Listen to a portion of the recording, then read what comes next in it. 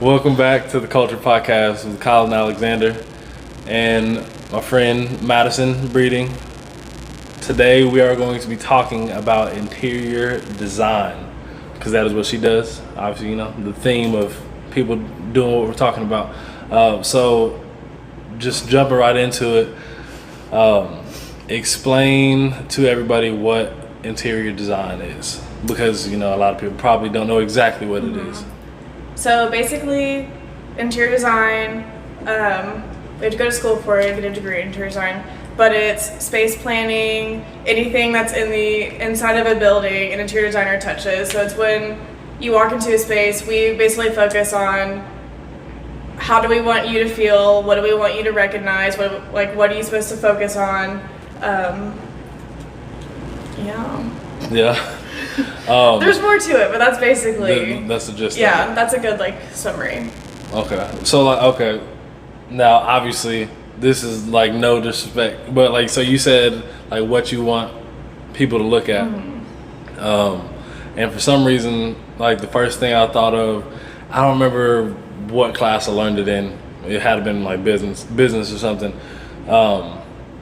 but the soda thing in the gas station, how they put it in their walkway. That's what it made me think of. Obviously, it's the same concept. So, that just popped into my mind. So there's this whole study called wayfinding, and it really deals with everyone, but especially people that have dementia or Alzheimer's. But you can design your building for wayfinding. So it's when you walk in, the path of your flooring, and if you have a drop down ceiling, so it's your ceiling is lower, your flooring is a different color, then it's leading people. So you can lead people through the building. So if someone who has dementia gets lost, then they're where is this path leading me? And it could lead you to a reception desk. It could lead you to a help button or lead you to safety instead of just wandering around. Because have you ever been in buildings really old hospitals where everything looks the same and you're I have no idea where you are and you just feel lost? Then you can do wayfinding. And that's it. I didn't even know that was the thing. Yeah, so that popped in my head. Yeah. Okay, so maybe I'll take some pictures of in here and so y'all can see it. So how'd you grade, I don't know, 1 to 10, A, B, C? How'd you grade in here? I think I'm not even gonna give you my answer. Well, because design is so subjective, and I look at stuff that I did in college, and I'm why did you do that? It just looks so bad, and so it's you build on your own design and you grow on your own design, especially if you look at there's tens of thousands of design firms all over the world, and people have their style and they go off of their style. Yeah. So it's kind of this isn't my style, but I don't think it looks bad. There are some things that I would change about it, but I don't like to grade other people's work because it's so subjective, and that's kind of my schooling. We didn't learn how to put a space together. We learned programs and all the codes. I got you. Okay, so what is, because this is to me a modern, they definitely went for a modern type of thing. So what is your style? I have a lot of different styles, but right now I'm really in between industrial or Scandinavian. Okay, I have no idea what that looks like. Scandinavian right now is just kind of modern, but there's a lot of neutral tones, tans are coming back, and it's just it's very European. So I don't like HGTV, but I like House Hunters. I just like to watch all the houses and think in my head how could I renovate that and fix it up. Yeah. But I like to watch the international House Hunters over the domestic, just because it's cooler to see European buildings because they have more history. Yeah. But it's just very neutral, minimalist, modern. I got you. Okay, so I know we're talking about the inside mainly, but do you have a specific type of on the outside? Do you what type of home do you like on the outside? Mid-century modern. See, I don't even know why I asked that because I don't know. Really, what does that mean? So I know a few. My mom just told me one today. Teacup, is that one? Or is tea something? Maybe, I don't know. It's so she literally just showed me. Matter of fact, you know what? I'm gonna look it up on here. Have you ever heard of Frank Lloyd Wright? He has a house, and I think it's. Well, I mean, he designed a lot of houses. He actually designed one in Chicago. For some reason, I feel like he's from there. Don't quote me on that. I could be wrong.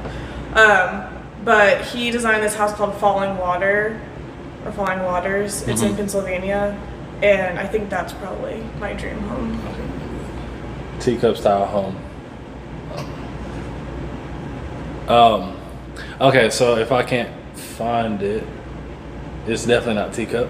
I know it started with a T, because we were driving up Ward Parkway and they had a few of those. But like the front, it's like that tan, that neutral, but it had like wood. I don't want to say framing because it wasn't framing. So like it was like a regular roof, a traditional roof, but then had like at the bottom of the roof was like wood came across, and then had like wood slats going up like that. But it was I don't remember what it was, but I didn't like it because it looks. I'm a modern person. Yeah. Now, I love modern architecture, the boxy and all that glass. Yeah, I love all that shit. I don't think I could live in a traditional home, or I would move into a traditional home and I would have to renovate it because I just can't do like the cookie cutter, just like the placing everywhere, like it all looks the same.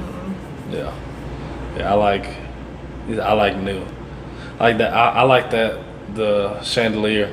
It looks weird, but I like it because it's different. Yeah.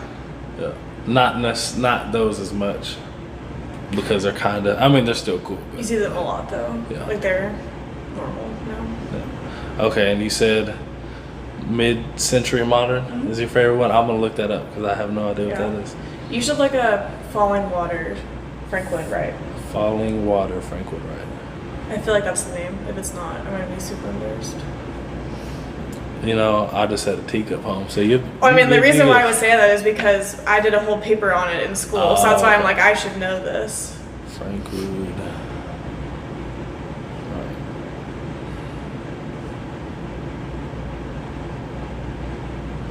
Okay, yeah, that looks dope. That what you're talking about? Yeah, Falling Water. Yeah. Okay, have you seen? I started watching this. I think I only watched one episode. It was a show on Netflix, and they like go tour unique homes. But it's like I think it's two British people, like a redhead lady, and like I want to say he's an older like bald guy. This is like really weird. I think I know what you're talking about. Is like does the lady just kind of like make herself at home in these places? Yes. Like she's like climbed in people's like bathtubs and like beds before. Yep. Okay, yeah, I've seen that show. Because the first one was it was all out of concrete. They were like gigantic. It was like layered, so it was like you know what I'm talking about. And it's like the pool was in it. The pool was. It was. What is it? It's like there were bridge pieces. So it was like pieces from a bridge, but they were like balanced. So they were balanced, and it was like 3-story house, but they were balanced to like where everything was just kind of like going up. Yeah, it was like spiraling up, kind of. And then they had a probably heavier than 2 ton, but something sitting on top. That was gigantic. Actually keeping it balanced. Yeah, that was a cool one. And I like the other one on that episode, the little farm, whatever that was built into the side of a hill. And it was like the rust. Yeah, that one was cool too. But those are the only two I remember. Yeah. I think I watched a lot of those episodes, but I don't remember. Yeah. How far I got into that. Yeah, but if you guys should definitely go look up the Falling Water, Frank Lloyd Wright, because that looks awesome. They actually have one of his homes in Arkansas. Really? Yeah, I don't think it was built there. I feel like they brought it in. It's by some museum. Okay. It's around Bentonville, maybe. Yeah. Up north. Yeah, it's up north. Yeah, Bentonville probably. Because I don't think it's in Bentonville. I think it's around there, probably between Bentonville and Springdale, probably something like that. But there's some museum and there's a Frank Lloyd right there. That's what's up. Okay, so we talked about the outside of homes, so let's talk about the inside of homes more. Okay, let's do this first, and then we'll go into that. So, like, what is the difference between a designer, an interior designer, and an interior decorator? So, interior decorator just picks like furniture and like drapery, pillows, decorations. But interior designer is about like space planning, finishes, lights, building the drawings, like actually like working closely with the architect and like all like the consultants, like the structural engineer, the mechanical engineer, and like developing ceiling plans and like just developing a whole like drawing set. So a little bit more technical. Yeah.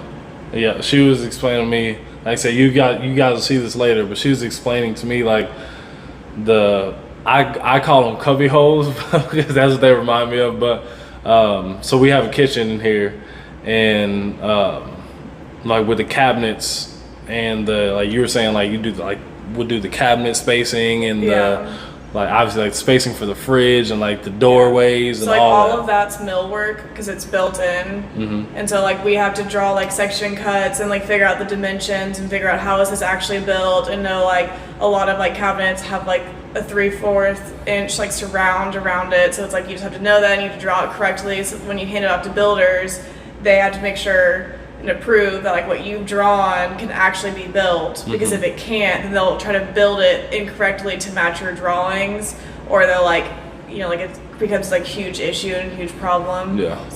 So then they take more of your money because they have to redo it, right? And then it's it's a whole thing. I got you. It's a whole thing. Okay, so with that, then I just drew a blank. So I had a follow-up question. What do you like the most about your job?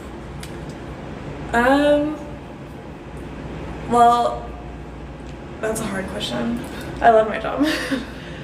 I don't know. So, well, there's I think there's like 5 phases to design. And so you have there's probably more than 5, whatever. But it's like you have your programming, which is like asking all the questions to like your client. So it's like that can be fun. I'll just go and explain why I like each phase. Yeah, go ahead. Because I love my job. So there's programming where you're asking all the questions, and so it's like you just kind of feel like a researcher. So you're kind of like, you want to get all of your answers then, and it's not just like, what's your favorite color? Like, what do you want? It's kind of like, okay, like when you use a kitchen, like when you have people come into the club room, like what do you like? How do you want people to use the space? Like, how are you envisioning your space? What's your budget for this? How many people are going to live in the building? Like, okay, like you have a refrigerator. Like, do you want to have like a freezer with it? Do you know, like, what do you want for your counter space? Like, you just get everything, and the goal is to get all of your information and programming, so you don't have to come back and ask questions, which like it always happens, because as you're like, and you learn from each project, like as you're like, you move on, you're like, oh wow, I didn't even think that I should ask this, but now I know I need to ask it. So it's fun to be a researcher. And then there's concept, which I think concept might be the most fun, because that's when you're like pulling together all your images, and like you basically feel like you start from scratch and you're developing your whole design. You're like developing your theme of what you want, like what style do you want, and just to back up your research. And then you move into schematic, which is more developed, so you like divide them out by spaces. So then that's fun, because you're actually like, you can see your project turning into an actual project instead of just like an image on like in like your mind. And then you have design development, which is where you go into drawings, and that's where like you have elevations and floor plans.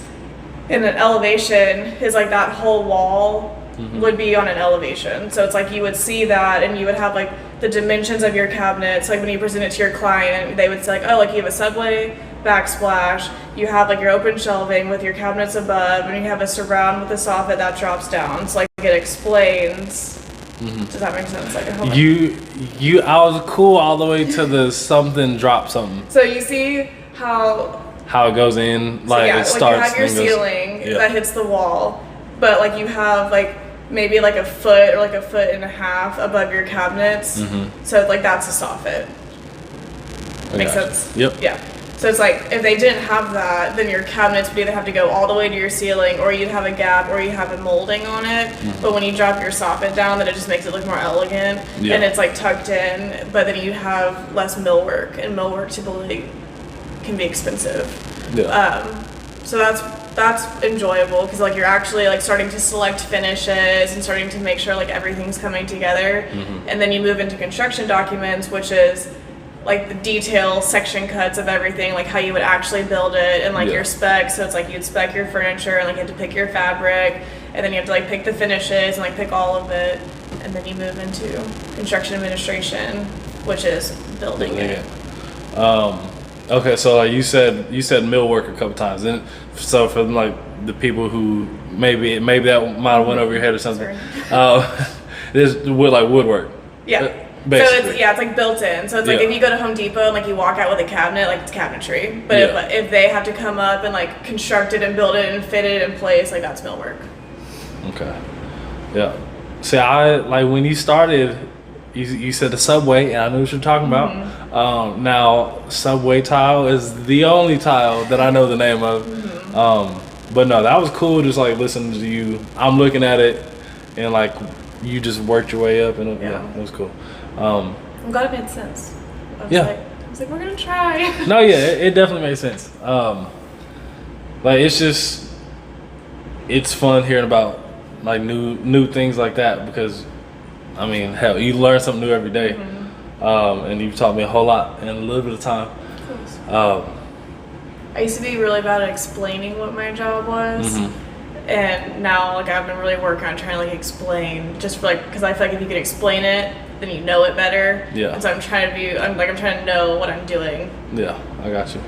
Okay, so let's talk about this a little bit. So you work for, it's called you work for like a firm? Is that what you? Okay, so you work for a firm, but you just took test 1 of 3 to get your license. Yes.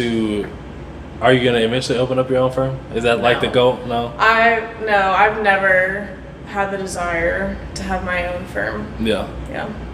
Well, and not never say never. Justin Bieber.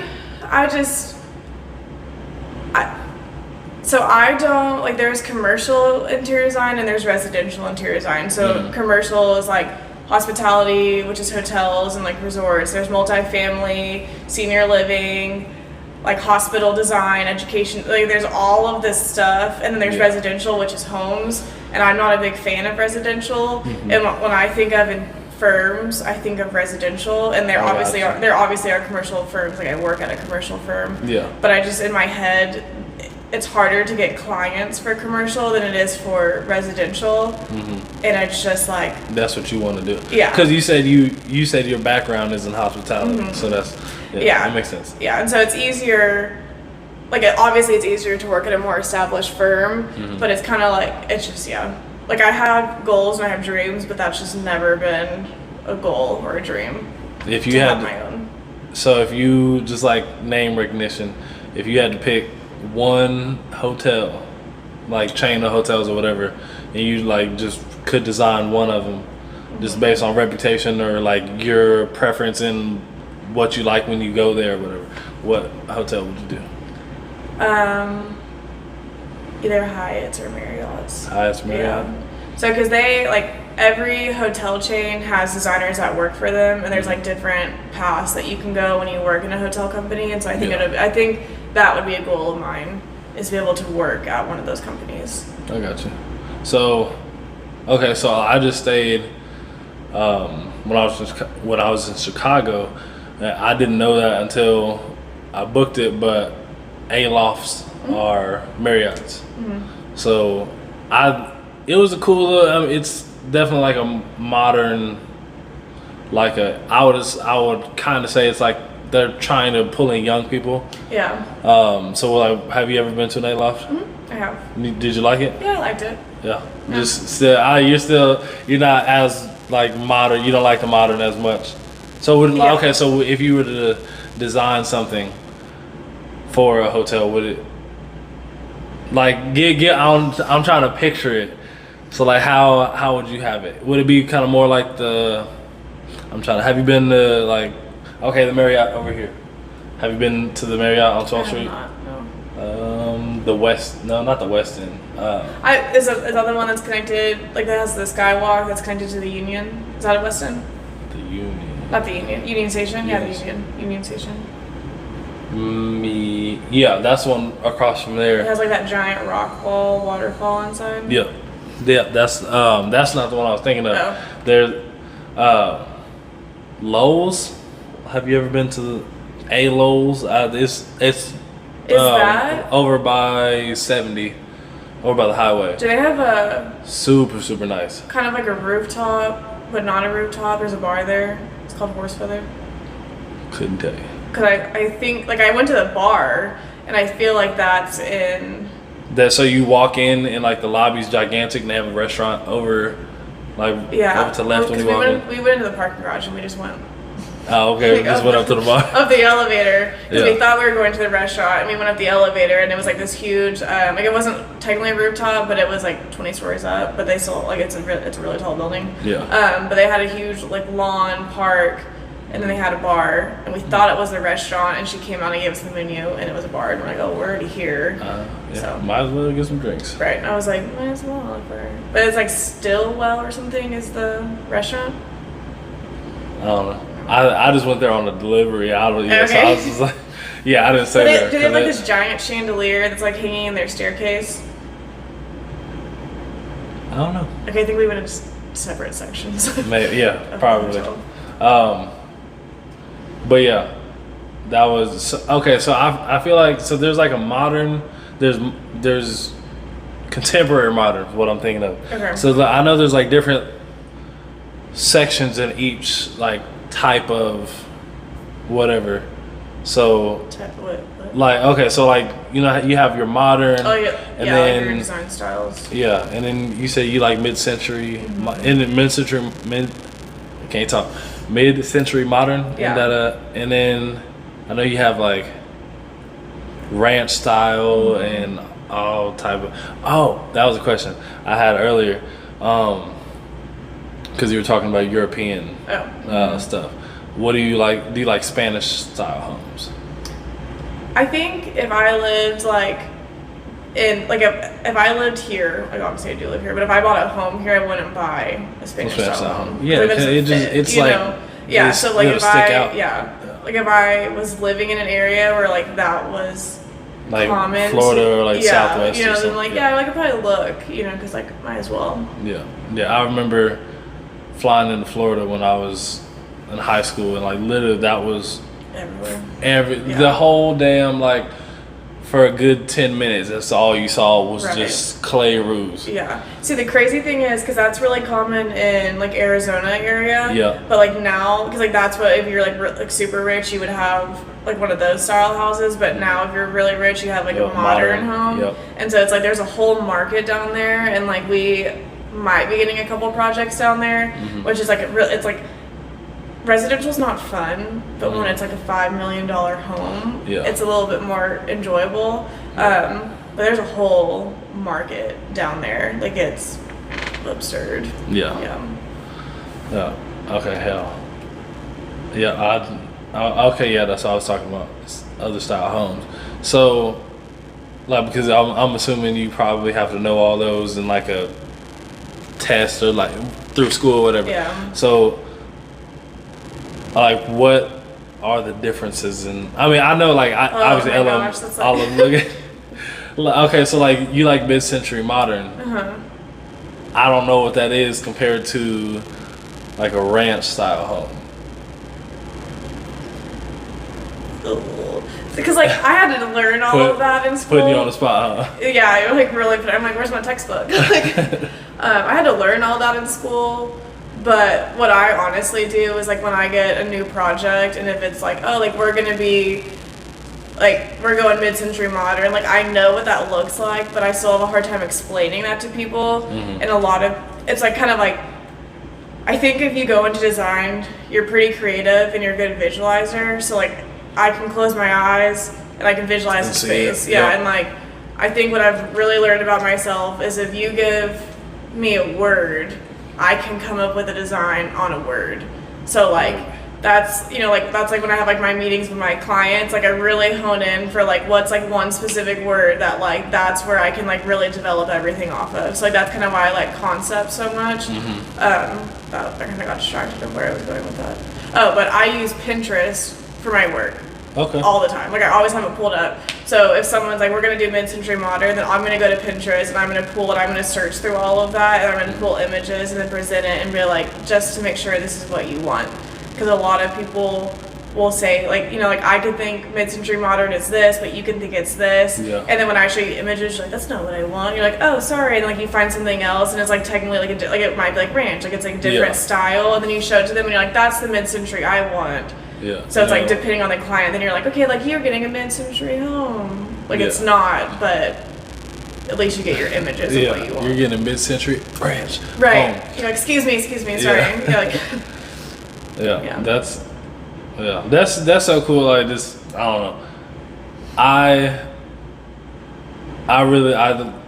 I like learning interesting things. I never would have thought like interior design would be something that would be interesting to me. But also I like because you love it, and like when you talk to somebody about something they love, like it hits different. It definitely hits different, because you can tell like they know all the intricacies and all that stuff. That's like, because I have one certification right now, and I'm working towards my license, but I don't plan on stopping. Like I enjoy it too much. Snowball. And like I like school. Like I love school. I'm one of those people. So once this is done, I'm like, what's next? Like I just gotta keep going. Okay, so like what would be like the highest level of, like, could you get a doctorate in? It would probably be like a research, because I know they have masters in interior design.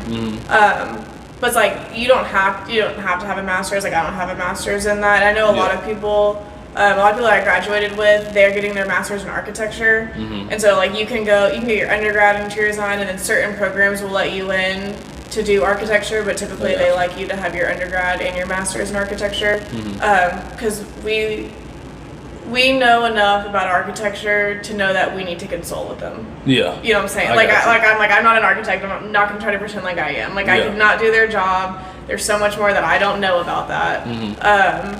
But if you get your master's in interior design, you can become a professor. Okay. But if you don't have your master's, then you can't become a professor. And I'm sure that there's so many other things that you could do, but I haven't really looked into it. And my professors just said that you have to have a master's to teach, and that's all that they had talked about with that. But I know that there are master programs that specialize like in like hospital design, because we have a code book, but hospital is a whole nother. Because there's so many things you have to. Right. Excuse me. So would you ever like get a degree in architecture, or maybe do like a master's in architecture? I've debated it, honestly. I've debated it. My dad's an architect, so I'd like to want to get to his level. So be like, hey, you think you're cool? No, you're not. But like. So that's how you got into it then. Okay. So I don't know how long my dad's been practicing, but he actually worked at a hotel brand, and so part of his job was like reviewing previous hotels to see if they needed to be like updated, and there's like so much more to what he did. Like I don't know all about it, but we would go and like travel to hotels all the time, and he would like let us loose in the room and be like, select everything that's wrong, like tell me everything that's wrong, and it felt like a game, but we were just helping him with his job. So I was like, oh, this could actually be like really cool to do as a career. So I was like in sixth grade, and I was like, I'm gonna do this. That's dope. Damn. You said something, made me think of something.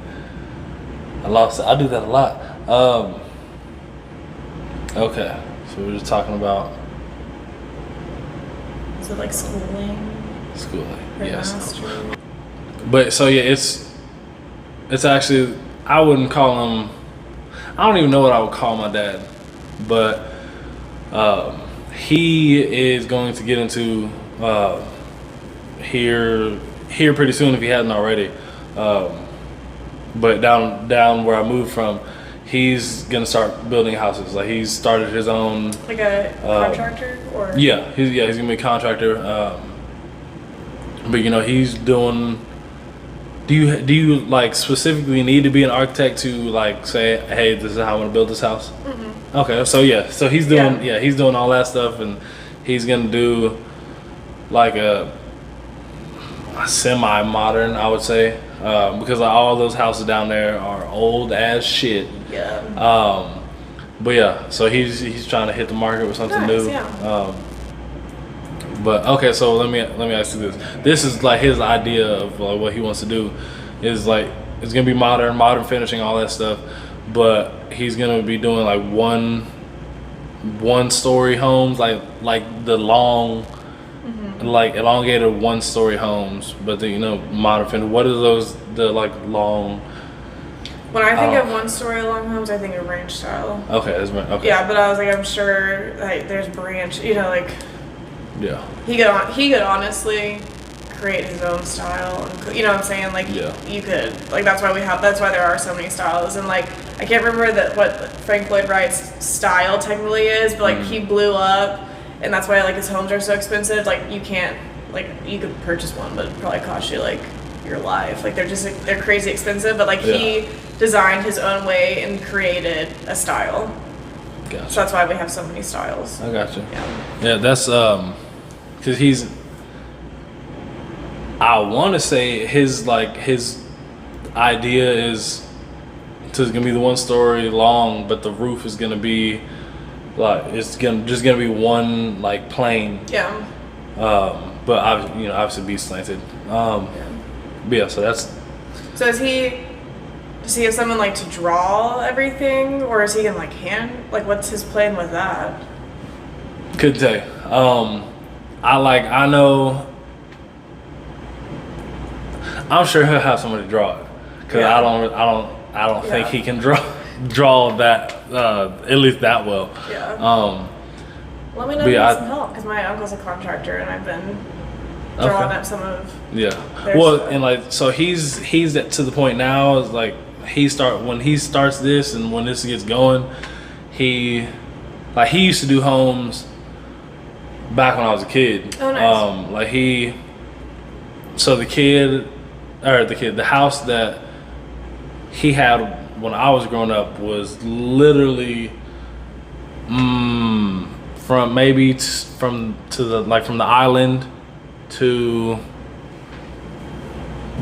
this side of this pillar or whatever right here, like maybe that right there, and it was 1 bedroom, 1 bath, small kitchen, all like real small, and he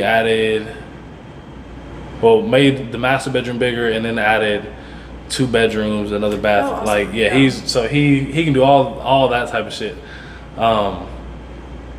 But he wants to like basically subcontract everything. He's at the point now. He's like, I'm not doing shit that I don't need to do. Right. Yeah. That's exciting that he's getting back into it though. Yeah.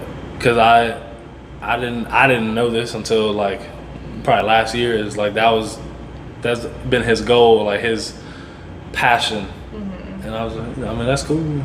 It's exciting. Yeah. I think it's exciting. Yeah. I don't know if he started yet though, because he's still probably not because of COVID. But yeah, that's gonna be an exciting thing to see build. Hopefully, I hit the lotto so I can just give him all the money so he can do whatever. I'll give you some too, just in case you want to start your own firm. Thank you. Yeah. Right. So, if it's only for that reason, you should probably just keep it, because even if I had the money, I still want it. Why not? It's right here. I don't know. Like, it's just never been. It's never like I don't know what I would name my company. Like I don't know. Like I've just never. Like that's never been a dream of mine. And like because I took classes, like I took professional practice. Like I had 2 professional practices, which is stupid. Okay. What about this? Okay. I'll just hire you, and we'll just buy up a bunch of shit, and then you just like outsource. Yeah. Yeah. I could do that, but like if I had, Okay. Yeah. See, win the lotto, you're gonna be set. I got you. You're the only interior designer I know, so let's keep it that way. Yeah. Okay, so every episode, I ask one question at the end. Give some advice. It can be advice for somebody who wants to get in the position that you are in right now, or just, you know, like some life advice, some health advice, whatever. You know, take the floor is yours. Could have prepared me for this. Kept it a secret. I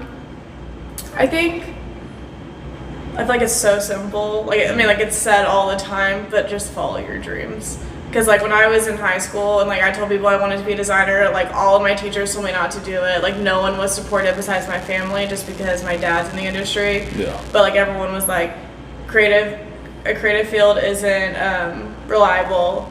Design is hard because everyone's fighting against each other. Like, just don't do it. Like, you should do something else. Like, you should find strengths in other paths. And I'm glad I didn't listen to any of them. And, like, design is hard. It's hard to trust your instincts when you don't have a lot of experience. It's hard to have clients tell you that they don't like things, but at the end of the day, like, if you like it, that's all that matters. Yep. And if you want to be a designer, just don't fall in love with any of your designs, because it's always going to change. Yeah. So one of the things you said from that, and well, your baseline thing, or no, you said something about your strengths. Follow your strengths. And that, when you said that clicked. Do you know who Gary Vee is? Sounds really familiar. Gary Vaynerchuk. It sounds super familiar, but I don't know why. He's a business guy. Okay. Based out of New York, and he, like, unintentionally is kind of like a motivational speaker. But really he just gives, like, life and business advice. But one of the things he says is double and triple down on his strengths. But also it takes self-awareness, because, you know, some people don't know what their strengths. You said you knew in 6th grade, you were like, yeah, I got this. Yeah. So a lot of people, like, weren't, I don't want to say afforded that, but just haven't hit that yet. But yeah, double down on your strengths and don't listen to people. Very much. Like, I mean, do, but don't listen to people when you have something in your head, especially as a kid, because like when you at that young of an age, you're not doing it because somebody else told you. Right. You're doing it because you're like, I like this shit. Like, I mean, it's like, I love my job, so it's like I go to work every day, but it doesn't really feel like I'm working. Yeah. Except when I work overtime. Yeah. But you're like, okay, no, I definitely. You're like, okay, I was like, that's a little bit much, but for sure. I like that. All right, you heard it here. Follow your dreams. Don't listen to anybody. I said that. She said that. Don't listen to anybody. Keep plugging ahead. Yeah. Thank you guys for listening. Thank you guys for watching. We'll see you next time. Bye. Bye.